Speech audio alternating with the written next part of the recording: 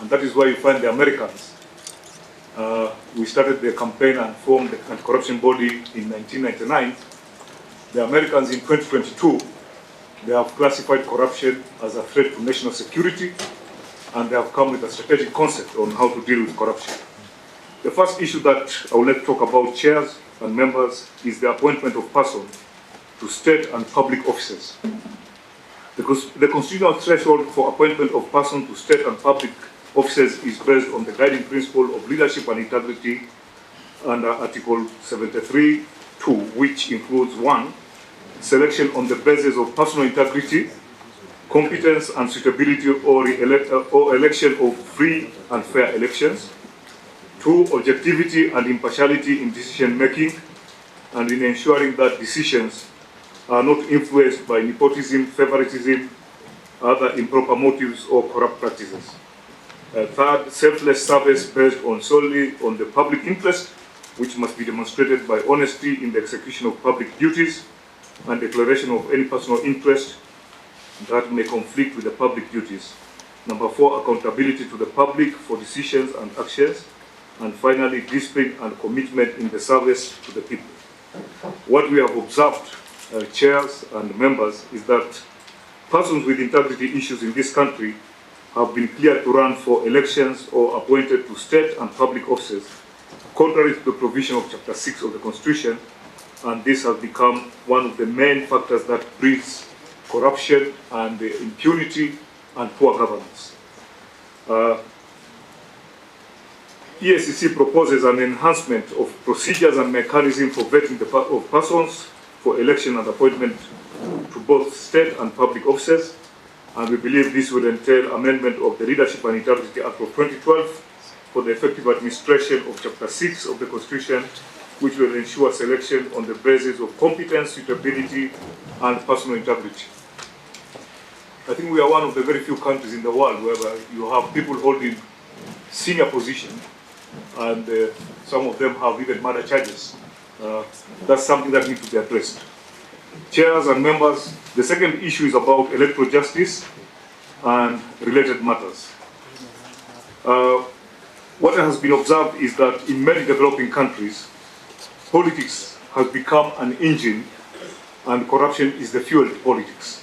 And Kenya is not exempted to this. It's one way or another, it's one feeds the other one. The politics feeds corruption and the corruption feeds the politics. I can see Senator Hassan is a little bit surprised. Maybe, sir, at a later stage. You have to avoid those premises by Senator Omar.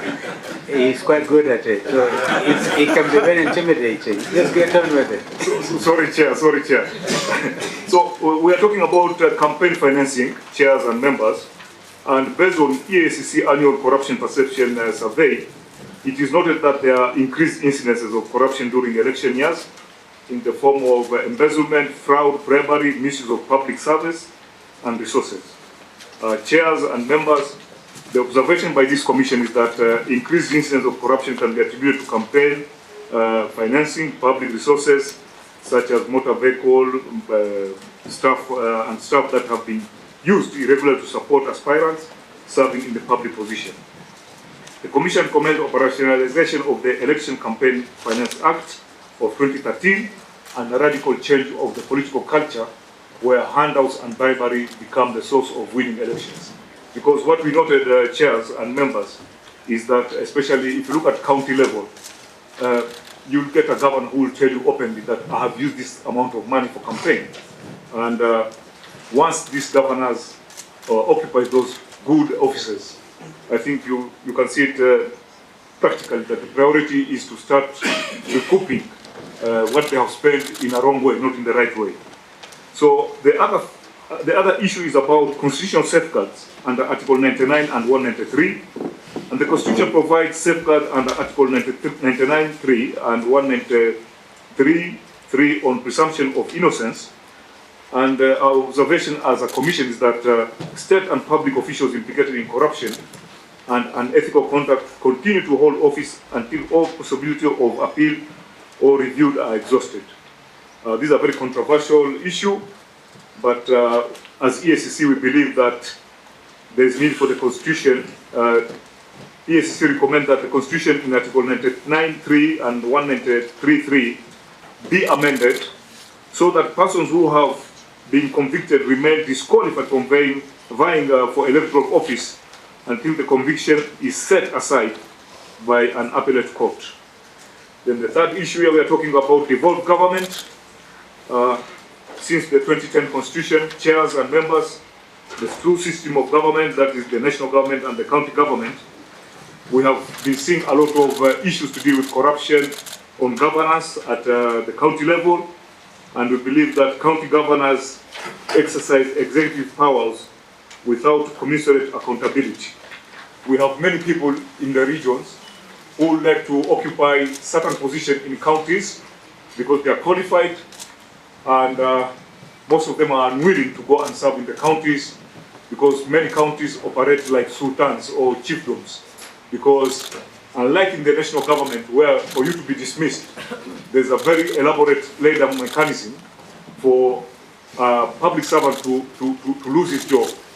In the counties, it is very easy. If the governor is not, it doesn't like you as a result of certain interest, arbitrarily he can sack you. So these are some of the things that Eacc knows, that most instances of corruption in the county governments are instigated by governors through fears and proxies, yet they remain the principal beneficiaries, but you find there is a loophole in law, you are not able to pick them directly. Whereas the accounting officers, who are mainly chief officers, are held responsible, the principal beneficiaries, that is the governors, often escape the responsibility and accountability. Eacc proposes a legislative amendment to hold governors accountable for corruption within the counties. This will ensure that there's continuous scrutiny of the governors in management of public resources. And chairs and members, let me divert a little bit on this. There was a submission yesterday that governors should be given immunity for a certain number of years because they are setting the bombers to be in place properly. So I think lifting of that immunity may be suicidal. 24 months and 1 year. The impeachment. Yes. Oh yeah, that's what it means. I'm a layman, I'm not a lawyer. But I think that kind of request, it will create more chaos than accountability. Because what they are telling us is that they are ready for responsibility, but they are not ready for accountability. And we say that responsibility minus accountability is equal to corruption. So, what the Eacc is proposing is that Eacc proposes legislative amendments to hold the governors accountable for corruption within all counties at the same time that they take oath of office. No grace period for impunity. They will ensure continuous scrutiny. This will ensure a continuous scrutiny of governors in management of public resources. Then we are talking of budgetary autonomy. Chairs and members, the unique operation of constitutional agencies within the criminal justice sector demand that budgetary allocation and disbursement be guaranteed without undue interference and bureaucracy. And the observation by this commission is that we have noted delay in disbursement of budgetary allocation, thereby hampering effective discharge of a constitutional mandate. Chairs and members, I know I've been given 20 minutes, but if I can be allowed, I'll just try to expound on this. A classical example, imagine you are Eacc and you are investigating the CS Treasury or the PS Treasury. And there's no secrecy. You will get a will that you are investigating it. And you submit, maybe you want supplementary budget. That guy will naturally be roasted. And we have that experience in the previous regime where top guys in Treasury realized that we're investigating them and they decided to starve us. So Eacc has noted, so what we are proposing is that we need a legislative amendment to guarantee operational independence and ensuring that adequate budgetary allocation and timely disbursement of effective discharge of our constitutional mandate is done. And this is not only to Eacc, we are talking of Eacc, we are talking of ODPP, and we are talking of judiciary. Because you can take care of EACC, and if you're not taking of the ODPP, our files will get stuck there. If you're not taking of judiciary, the same problem will happen. So we need that constitutional sort of freedom, whereby this organization, there's a way that their budget is discussed. And I'm not saying that we are trying to run away from accountability. We are just trying to run away from realistic obstacles. We are all human beings. And the last one that we need to present in this committee is the strengthening of the capacity in terms of financial and human resource for all actors of the criminal justice system, that is the ODPP, EACC, IBC, and judiciary, and this will enable the actors to effectively and efficiently address the various election issues of concern which are within our respective mandate. What we are saying here is that if you look at the EACC right now, 4 years ago, we took our structure to the Public Service Commission. It was approved. We are supposed to be about 1,550 staff. Up to now, chairpersons and members, we are still at 790 because the budget allocation is not increased at all. So out of that, we are having a lot of challenges, and the same problem happens to ODPP and the judiciary.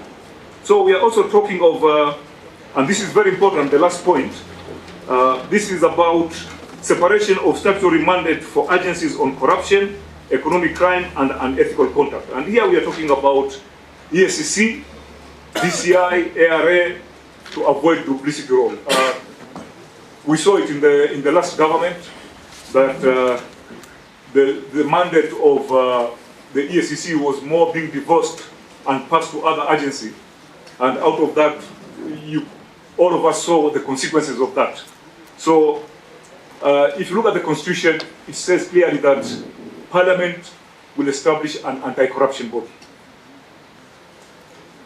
When you talk like that, it is known that there's DCI and there are other agencies. So we are the specialists in the anti-corruption activities, and we think that there need to be a very clear division, because if you go to our the other colleagues, they will tell you in the Constitution, one of our mandate is to fight crime. Who told you corruption is not a crime?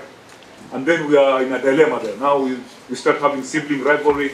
Those are things that need to be very, very clear. Very clear. And we also saw the abuse, where other agencies had some corruption cases, and when there was a change of regime, these cases were collapsing because there was an element that these cases were more of political vendetta than a professional approach to the fight against corruption. The last one is about, I'm sorry, this one will touch on the senators and members of parliament, and I beg to apologize in advance. You don't need to make any apologies, actually. Chairs He did, on a light note, you didn't apologize for mentioning governors, and I'm seated right here. So you need not apologize for MPs. I have no apology for governors. And also for MPs, kindly. I have no apology for governors, because that's the reality on the ground. And the issue of addressing of conflict of interest arising from members of oversight committees of parliament who are under scrutiny by law enforcement agencies. Let me elaborate on that. Chairs, you appear before a committee either in Senate or in the National Assembly, and when you appear there, out of the, let's say, 14 members, 3 of them have issues with you at the commission. So these people pre-arrange themselves because they know there's parliamentary immunity, and you go there as a very subdued person, and the first question you may be asked, maybe you have been summoned to come and explain about a certain project that is stuck. Then from nowhere you get a member of parliament, he starts by asking you, how did you buy that building at Integrity Center? It's not in the agenda. Then the other one tells you, but you're being given a lot of money. Where is this money going to? And you can tell very well, this is just vendetta because these guys have got issues with us.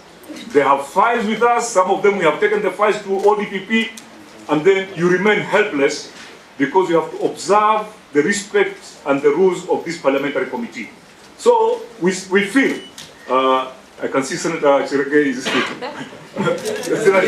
Senator Rios is smile about that issue. I think, Chair, we need to have laws whereby when we are summoned by this committee, the Commission can write to the Clerk of the National Assembly that these committee members, A, B, C, D, we have issues with him here. In a very civilized way, he should be exempted not to appear before that committee. Because we are having a lot of problems and we are not able to talk in the open that we mheshimiwa wako na maneno kwetu. Iko file hata inaenda kwa DPP ama imeenda. So you just stay there as a lame duck. You are being abused, you are being harassed, and you keep quiet. And some of us, we are from the military background. We just say, yes sir, yes sir, yes sir. We've kabisa hii tumeona kabisa tutatengeneza. And you leave, but you know there's a problem. So please, this committee, try to look into that issue because it may be cutting across other agencies, not only Eacc. And it becomes a problem. You cannot tell that guy in front of you, in front of the media, that I think you are harassing me because you have a case with us. It will look very disrespectful.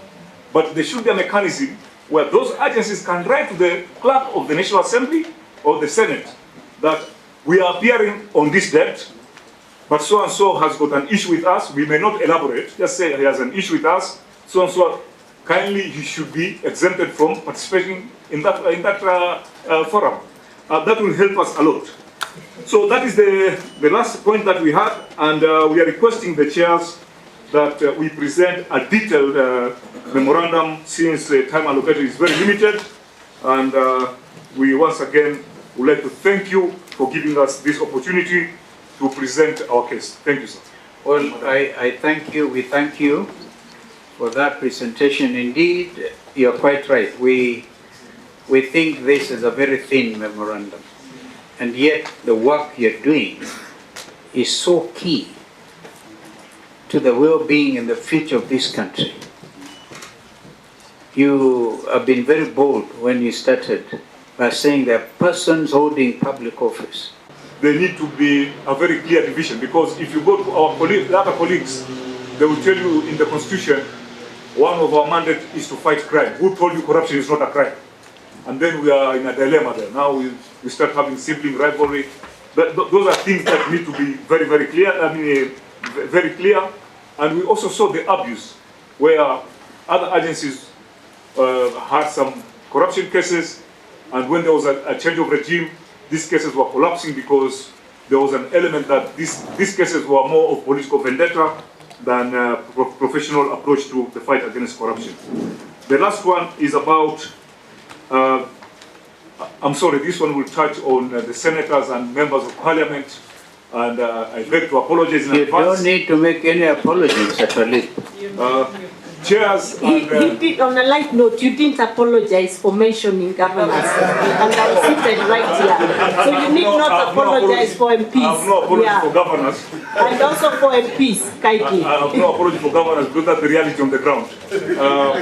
And the issue of addressing of conflict of interest arising from members of oversight committees of parliament who are under scrutiny by law enforcement agencies. Let me elaborate on that. Chairs, you appear before a committee either in Senate or in the National Assembly, and when you appear there, out of the, let's say, 14 members, 3 of them have issues with you at the commission. So these people pre-arrange themselves because they know there's parliamentary immunity, and you go there as a very subdued person, and the first question you may be asked, maybe you have been summoned to come and explain about a certain project that is stuck. Then from nowhere you get a member of parliament, he starts by asking you, how did you buy that building at Integrity Center? It's not in the agenda. Then the other one tells you, but you're being given a lot of money. Where is this money going to? And you can tell very well, this is just vendetta because these guys have got issues with us. They have files with us. Some of them we have taken the files to ODPP, and then you remain helpless because you have to observe the respect and the rules of this parliamentary committee. So we feel, I can see Senator Chirege is Senator Rios is to smile about that issue. I think, Chair, we need to have laws whereby when we are summoned by this committee, the Commission can write to the Clerk of the National Assembly that these committee members, A, B, C, D, we have issues with him here, in a very civilized way, he should be exempted not to appear before that committee. Because we are having a lot of problems, and we are not able to talk in the open that we mheshimiwa wako na maneno kwetu. Iko file hata inaenda kwa DPP, ama imeenda. So you just stay there as a lame duck, you are being abused, you are being harassed, and you keep quiet. And you know, some of us, we are from the military background, we just say, yes sir, yes sir, yes sir, we've kabisa hii tumeona kabisa tutatengeneza. And you leave, but you know there's a problem. So please, this committee, try to look into that issue, because it may be cutting across other agencies, not only Eacc, and it becomes a problem. You cannot tell that guy in front of you, in front of the media, that I think you are harassing me because you have a case with us. It will look very disrespectful.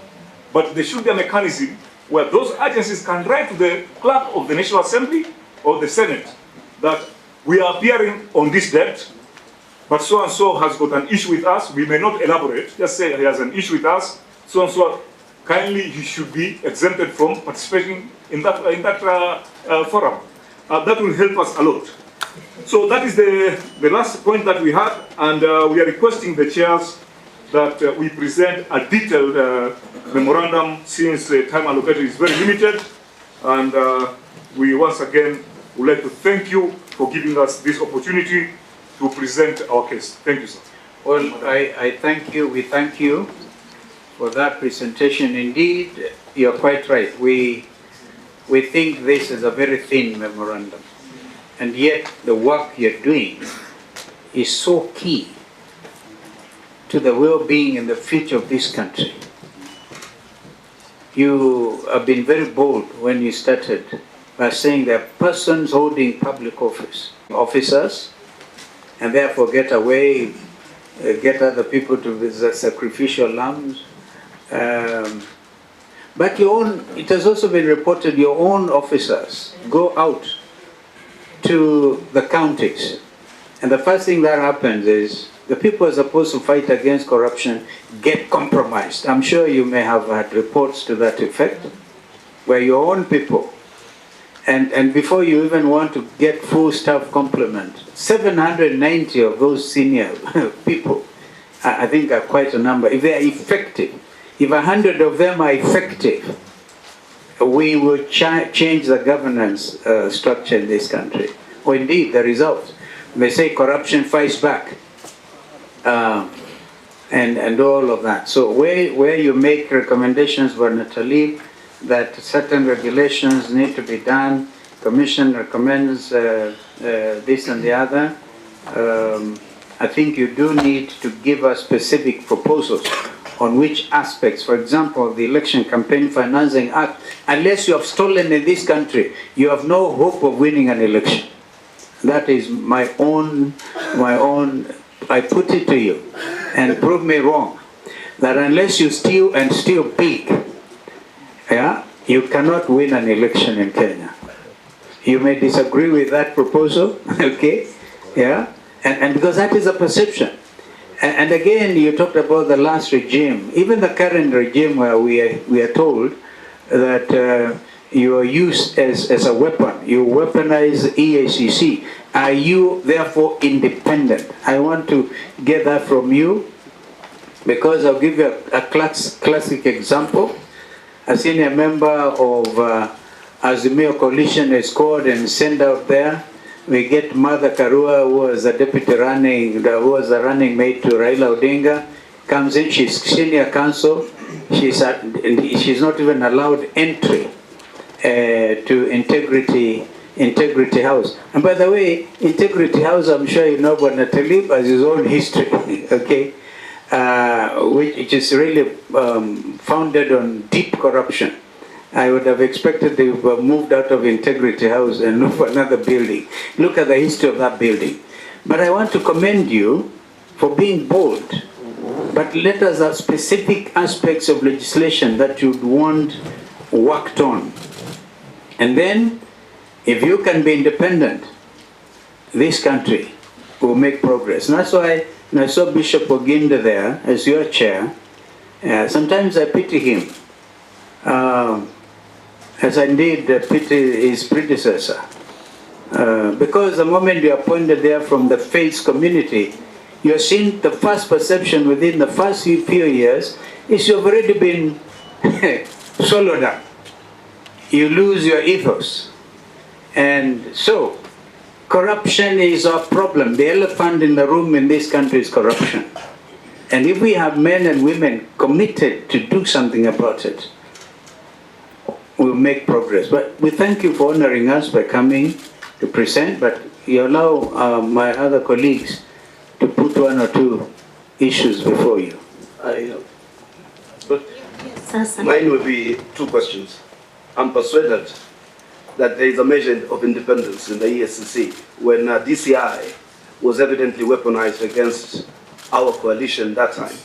EACC remained fairly independent and fairly professional. But we need now very specific proposals as to how you delineate the mandate of the DCI and the mandate of the EACC when it comes to matters corruption, so that then there is no, that crime-fighting architecture also is not interrupted drastically, and that when one is not being investigated for corruption, the other one then is not also doing it, and therefore the war on corruption loses there. My second question, Kenyans expect convictions. The measure of Kenyans in terms of the fight against corruption is convictions. A lot of the high-profile cases have not secured any convictions. I don't want you to blame the judiciary or the DPP. What is your measure internally as EACC, as saying that this is what you are doing for us to justify the continued existence of EACC as a crime buster or a corruption fighter? Okay, I'm going to be very, very brief.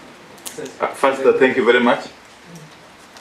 And or in a legal framework, to voice your concerns about presence of any particular member in a committee proceeding, if the member is in any way under investigation by yourselves, you just need to be bold and write to the speaker and tell him, I'm coming before this committee, but so and so, who are members, are under active investigation by a committee, by my commission. That should not require a law at all. And I hope I didn't intimidate you when I was chairing PSC for 5 years. Okay, I have no issue with you. Okay. Thank you. Say that I'm happy with the presentation that you've made as EACC. And I like the idea of making sure that EACC runs as a professional commission. And seeing what happened in the last term, I'm happy you are able to rise above political intimidation and you did the right thing. I also must say it is true there are issues at county, and I'm in total agreement with you. I'm only saying if you come up with a law where you're making governors directly accountable to all corruption in the county, then for sure no governor will survive.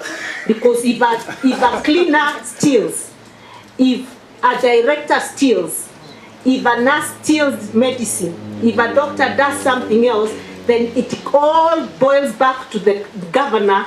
I think you're also being extremely hard on governors. You also must admit that there's corruption in the county that has nothing to do with the governor. And just like there's corruption in the national government, that has nothing to do with a minister or a PS or the president for that matter. So while I can see you're extremely unhappy with the corruption at the county level, don't make a blanket condemnation and you want to kill us all because there's corruption at the county. Just do the fair thing. Be just, be fair, and come up with a law that protects and also leaves everybody answerable. Otherwise, you may actually end up with no governor at all. Not because the governors are corrupt, but because the officers have decided since the governor is the one answerable, let's do this thing, we are safe. So be careful. Be careful. Please answer that question. Sorry. Honorable Bogeni, 1 minute, please. I confess that I worked with the CEO, then a very junior officer at EACC. he left and then came back as a very senior person at EACC. Actually, my title was senior officer. Okay, as a senior officer. And I also worked with Limo, but I don't think I worked with Karuka. I was not there then. So where you are sitting, Bishop Oginde, I once occupied that seat.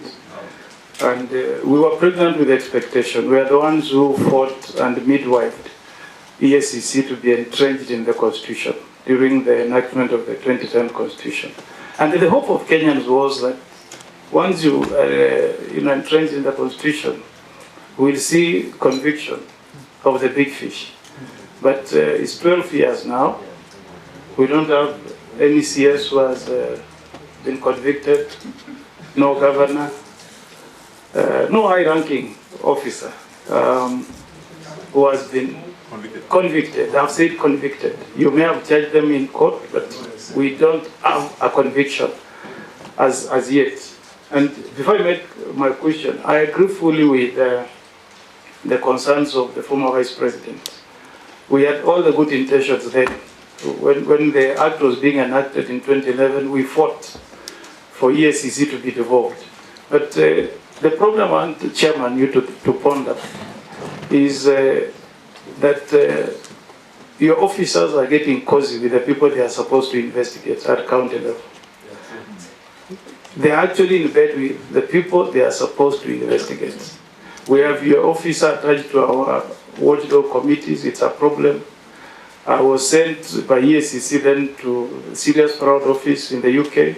They take only high-level corruption, very few. I went to the Scorpions in South Africa, EFC, Economic and Financial Crimes Commission, Nigeria.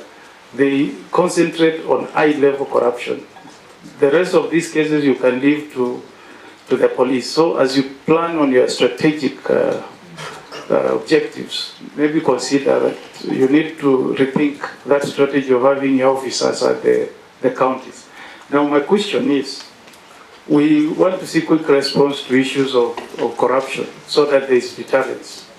I'll give you an example of an incident I saw in my county of Nyamira, where the governor says he was duped to launch boxes in the pretext that it was medicine. And he made a confession, those were empty boxes. He launched them, he confessed to the media. It's been a month. We have not seen any action from EACC. I mean, how long does it take for EACC to respond to such crime that is so glaring, that is so sensitive? Somebody is colluding to sell oxygen, empty boxes to a county, and there is a confession. So how long do you take in your strategy to quickly respond to some of these corruption issues? The second one, we don't want you to mourn or to write the book of lamentations, because you are now in the Constitution, you are entrenched in the Constitution, you enjoy security of tenure, and we expect you to deal with all these issues of leadership, like the officers you mentioned, high-ranking officers facing murder charges, being appointed into government. What have you done?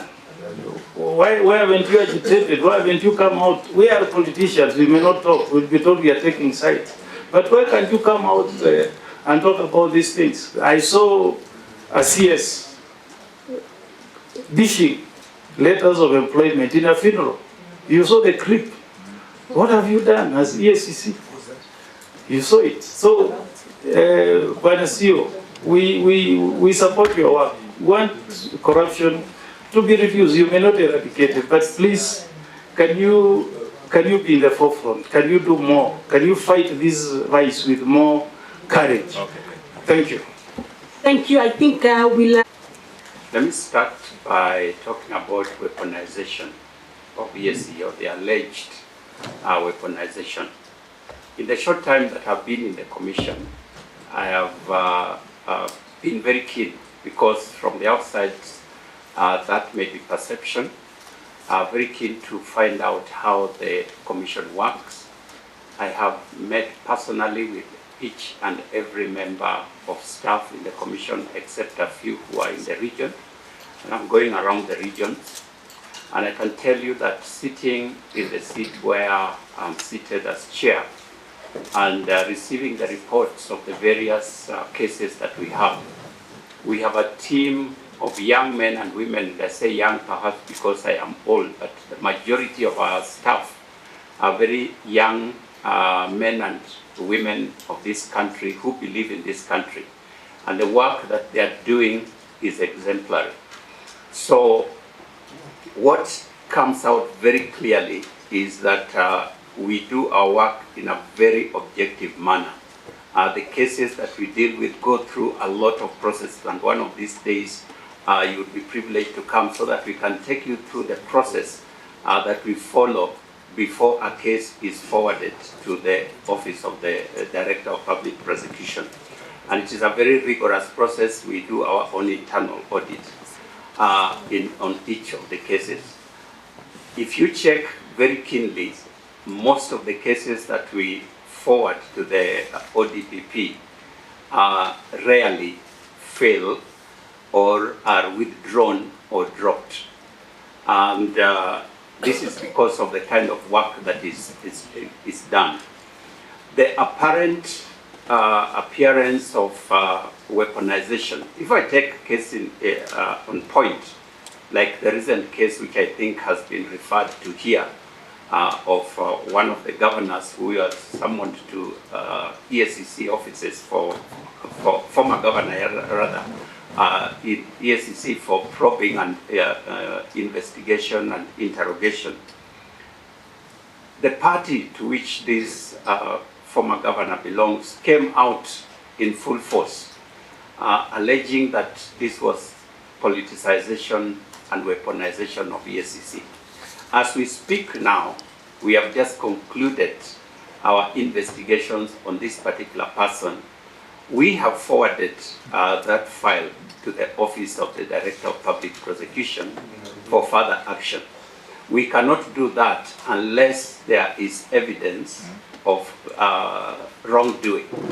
And we are going to follow this same method because we have a systematic way of doing things because of the low capacity that we have, and both in terms of personnel and also in terms of finances. So we cannot pursue all the cases that we want to pursue, that which also answers the question of how long does it take.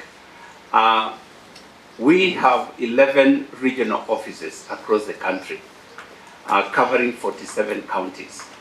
I've just come from Isiolo this last week. They cover 5 counties, very vast. In order for these people to do the kind of task that they need to do, it requires a lot of resources, time, and so on. So this is why we are asking that our capacity be increased so that we can act as quickly as possible on the cases that come up. Thirdly, as I close and hand over to the CEO to answer some of the other questions, you'll find that our mandate, unlike what Honorable Mgeni raised in other jurisdictions, we are supposed to respond to all kinds of corruption cases and bribery cases. We receive thousands of reports from Kenyans who have witnessed incidences. This can range from a person, I have given this example before, immediately arrived in office, somebody sent an email because a chief had demanded 200 shillings from them, and they wanted Eacc to act quickly. 2 weeks later, before we didn't reply, they sent a reminder. We have not seen any action taken on this chief who has taken 200 shillings. Now 200 shillings for us is very small, but for this person to write, it is a very significant amount of money for them. On the other hand, we are dealing with cases where people have embezzled 8 billion shillings, some 50 billion shillings. So this is the scope that we have. It therefore requires that we focus, and we have focused our attention on high impact cases and on high impact individuals. That's why sometimes you do not see the quick responses to some of the incidences as we would expect from us as an office. But our mandate is very broad and very widespread. Let me allow CEO to answer the more specific questions. Thank you. Bwana CEO. Thank you, sir. I think first I would like to blow my own trumpet. I have served in this government as a public officer for 40 years. So I'm relatively a seasoned public officer. 40 years, this is somebody who is now aging, going to the next stage of physiology. Every time attending to a doctor and all that.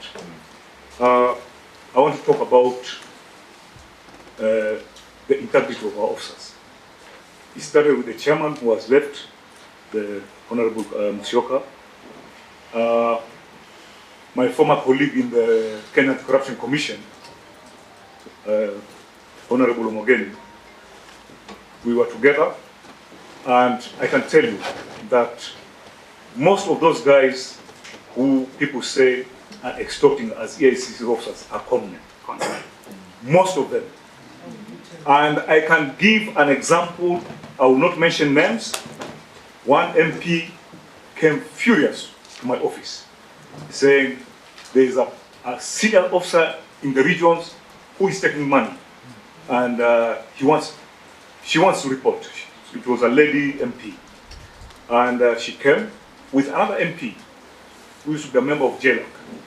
Said, "Come to my office." They came. They gave the story, and I asked for the name of that person and the telephone number. So we went to the. Immediately, you know, with smartphone, you key in first name in the mailbox. There's no such a person. Immediately, I called the HR. Do we have such a staff? No. The MP was dealing with a conman. That is what is happening. They are very smart. They have business card. There is even one conman that we arrested, and he told us openly he is a professional conman. His children are in school, even university, and he's making good money. And even if we release him, he will go back to their conman. And he said openly that he's a university graduate, desperate, looking for employment. He cannot get employment. So most of these guys purporting to be EACC officers are conmen. And we tell people, if somebody says that he's an EACC officer, check with us. Or normally we say, we write an official letter to you, and we tell you, so and so and so and so will come and see you, because we don't allow one officer to do investigation. If somebody says this person has taken bribe, it becomes difficult to confirm who is right and who is wrong. So our process is that investigation should be done by 2 people and above. The issue that was raised by Senator Omar on conviction, I'm surprised because we don't convict. We take people, we take our files to the DPP, and the DPP is the one who prosecutes, and then there's conviction. So when the case is with the DPP, it is beyond our control, Senator Omar. We cannot determine the time, and it is out of this, I want to answer another question. Senator Omogeni asked us that we have not jailed or convicted senior people. We have 9 cases of governors before court, starting with Governor Sonko, Governor Obado. I think, if you look at the hierarchy, political hierarchy of this country, I'm not wrong, but if I'm wrong, I may be corrected. I think after the president and the deputy president, a governor is a very senior person, I think 3rd in the system. So when we have 9 governors we have charged, 21 governors we are investigating, and people are saying you are still not pursuing the right people, I think there's a problem. Secondly, some of the questions that you have raised here, I have seen they are laced with political sensationalism, connotation. And I cannot blame you because I know you are politicians, but I have to answer you as an executive officer who I will never dwell into politics in my life. The issue being raised that we take sides, there was a change of government and we saw which cases collapses. And I keep on telling everybody, show me one case from EACC that collapsed because it had a political so-called victimization. So, also there was this question that we have 700 staff, we can cover the whole country. Those 700 staff include drivers, include secretaries, include HR people. We actually have about 230 investigators. And I'll give another example that the chairman has also mentioned. Let's take my Mombasa office. Mombasa office covers Kwale, Taita Taveta, Mombasa, and the port. we have only 5 investigators in Mombasa office. People bringing question of 500 bob, 100 bob, 1 million, all those cases. And we don't have the capacity, we prioritize. And we have talked about amendment of the law, that the law right now says that anybody reporting a corruption case, we must deal with it. And this is what the chairman was talking about. Mtu anaambiwa itete 200, anasema kesi yangu imefika wapi. Senator Mogeni said he went to the serious fraud office. I also went to the serious fraud office. And just for your information, you've talked about the South African Anti-Corruption Agency. They are now taking us to give them classes on asset recovery. Because in sub-Saharan Africa, they have established that if there's any agency, anti-corruption agency that is good in asset tracing and asset recovery, is Eacc. We are going for that to give that training. We'll run it. We are giving support to the DRC. We are giving support to Mozambique and Sierra Leone. So we are a reputable, respected organization, and somebody has said that he has given us the work and we are not performing. I have always argued that whoever thinks that corruption will be fully addressed by an agency, one agency, is very wrong. Corruption must be addressed in threefold. We must address our political culture. The previous chair said that if you don't have money, you cannot be you cannot contest. We disagree with that. It's subject to argument. It's subject to argument. It's just like this argument where people say. Now conclude, please. Yeah. It's just like this argument. People say poverty breeds crime. But what Gulamu kule watu maskini na hawaidi. So others will tell you it's the culture. It's not about poverty. So it's subject to argument. So what we are saying is that the issue of the issue of fighting corruption, we must address the political culture. It must be a clean political culture. Then we must have the public that is self-abhor corruption. There was a time in this country, people used to address policemen taking bribes. Now, here you find policemen all over with big stomachs, collecting bribes all over the places. And when you ask them, in that matter that is giving bribe, there's a senior civil servant, there's a professor. Why can't they tell the driver, if you give this man bribe, they won't report you? So we are talking about a collective approach in the fight against corruption. Then last bit is about the agencies and the executive. We need a well-equipped Eacc, well-equipped police, well-equipped ODPP, a judiciary that is well-funded. Right now we have 9 cases of governors. We don't know when they're going to end. We have cases in anti-corruption that are as old as 15 years old. Before I left for Kenyan, cases were there. Up to now, I'm a CEO waiting for the next 1 year to go. Those cases have not been concluded. So let us not look at bashing at Eacc. Let us reason in a very strategic way in how we can address this problem of corruption. Thank you. As much as I've talked about all other issues, to conclude, Governor, we agree with you. We are not against the governors, but I know you are one of those good governors in this country, and I have not said that all governors are bad. There are some governors, quite a number of them are good, but also we have some that are not very pleasant. Thank you very much. Thank you. Yeah.